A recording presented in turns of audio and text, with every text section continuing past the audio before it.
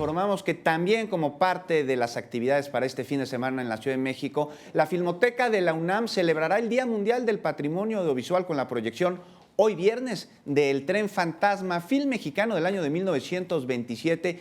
Y mira, es una de las 3 películas silentes rescatadas y restauradas por este archivo.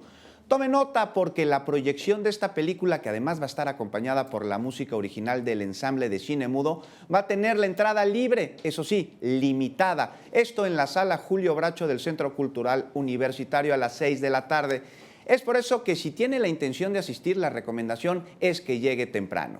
Le comento que desde el año 2005 la Conferencia General de la UNESCO aprobó el 27 de octubre como Día Mundial del Patrimonio Audiovisual o anterior, por la capacidad que tienen estos medios de trascender las fronteras lingüísticas, culturales y sociales. Y así, la Filmoteca de la UNAM festeja cada año este acontecimiento mostrando materiales que se han rescatado y restaurado por esta institución o bien por otros archivos fílmicos.